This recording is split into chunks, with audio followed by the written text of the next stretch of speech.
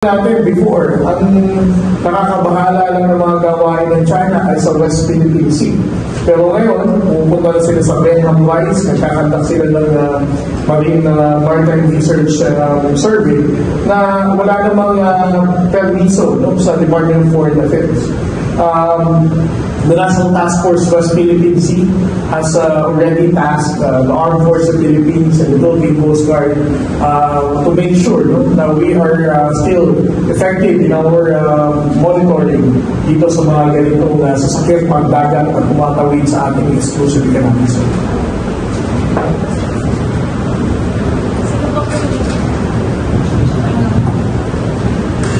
Magandang hapon.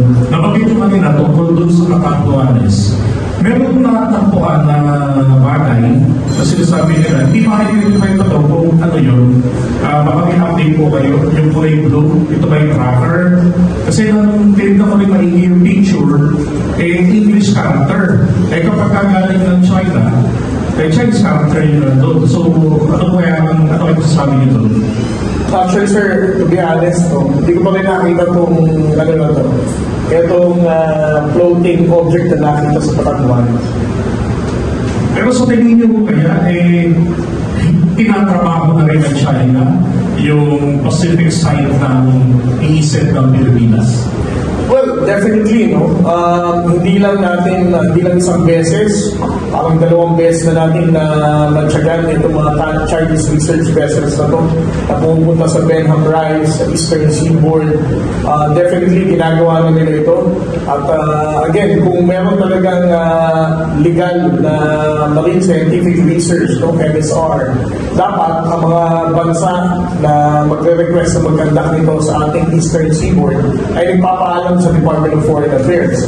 Pero for this second instance, ngayong taon pa lang, na ginawa nila ito na hindi alam ng gobyerno natin, definitely they're doing something illegal and not approved by the Philippine government.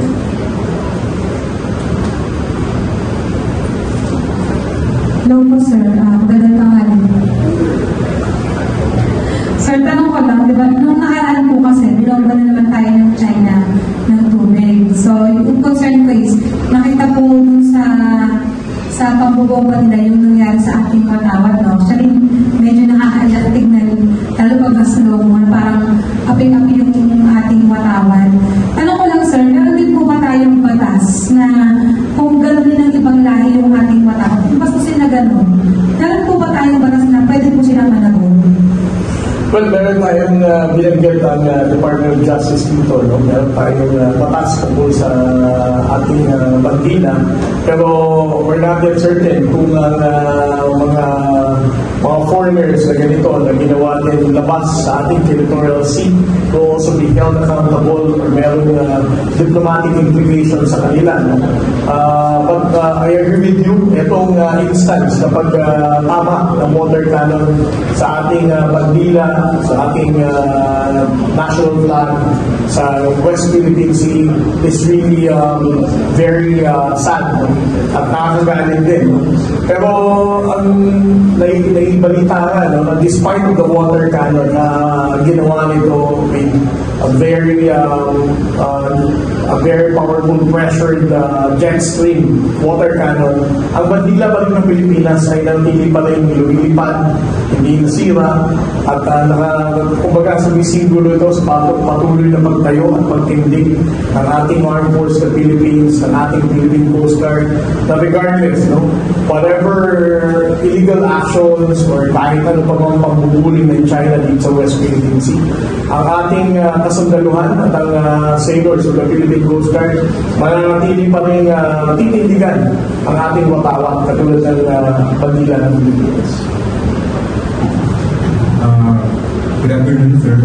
Tatanong ko lang po kung ano yung sa recent vision ng Scottish Rule, ano yung pwedeng maaaring gawin ng pamahalaan upang mas protektahan ito? Dahil na sa fresh lang yung vision na.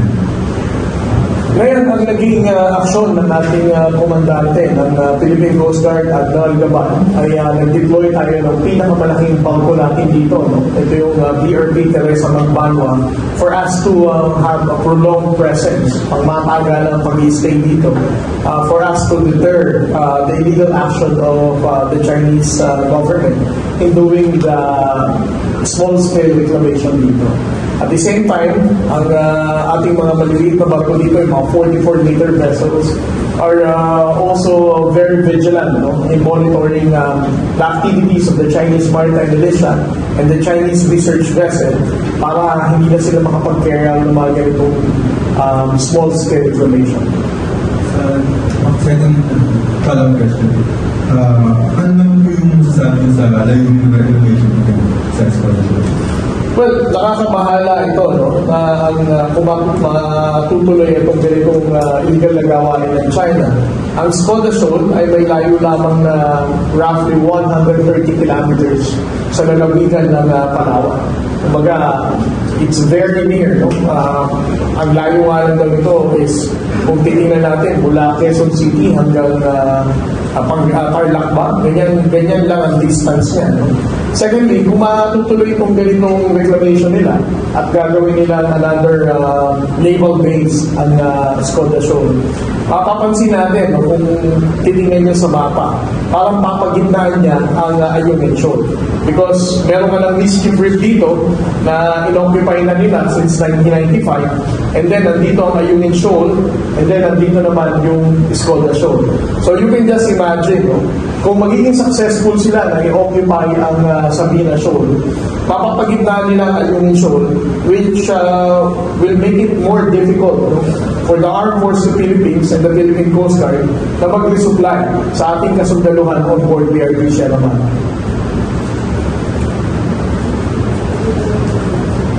Good afternoon po, sir, from BBM.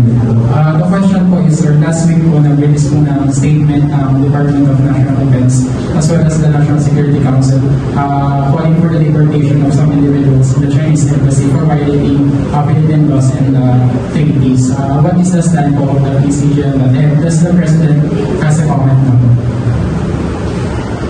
Well, I stand by the statement of the Defense Secretary Gilbert Chodoro and Secretary Ano ng National Security Council.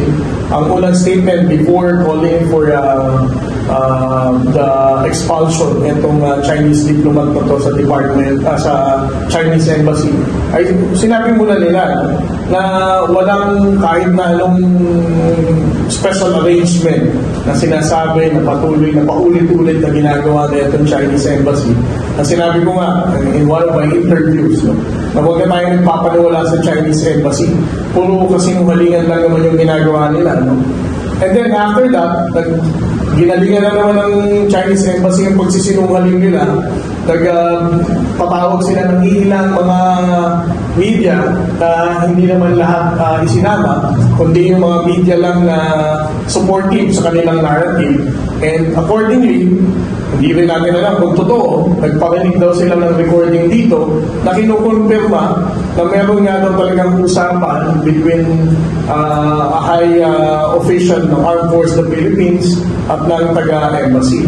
Ang sinasabi lang ng ating butihing kalihim, no, Secretary Gilbert Chodoro, kung totoo nga na merong ganyang usapan at nag-record ka ng walang kaalaman ng kabilang partido na kausap mo, you're actually violating the anti-wiretapping law. At kung ikaw, diplomat ka, ginawa mo yan, at ginawa pa mismo ng embahada ng China, ibig sabihin, you are committing a violation of the domestic law ng Pilipinas. Dahil dito, you don't deserve to be here as a diplomat. And then, ang sinabi ng ating butihing kalihim na si General Eduardo Año, na kung meron tayong mga ganitong uri ng diplomat na binabago yung batas natin dito sa Pilipinas, they don't deserve to be here. No? But it doesn't mean na itong mga bagay na sinasabi nilang puro kasinungalingan lang, totoo. No? Again, we have to remember the fact na every time na naglalabas ng mga ganitong gawa-gawang kwento kasi nung halingan ng Chinese embassy, ito, immediately after an incident. So nagkaroon tayo ng water cannon incident sa Baho de Masinloc. Binuhay na naman nila itong mga special arrangement. Tandaan nyo, nagsimula yan ng gentleman's agreement last year, tapos dininay ng mga nakaraang presidente, tapos nagkaroon ng special arrangement, nag-special model. Naguluhan na nga rin ako kung ano talagang tawag dito eh. Tapos, kung sino-sino yung pinapangalanan nila, di ba? Kaya kung ako lang din tatanungin, I support itong statement ng Secretary Gilbert Chodoro at Secretary Eduardo Ano na itong mga taga-embassy na to na gumagawa ng kwento to the point of violating our own laws, dapat talaga paalisin na lang itong mga to kasi ginugulo lang nila tayo.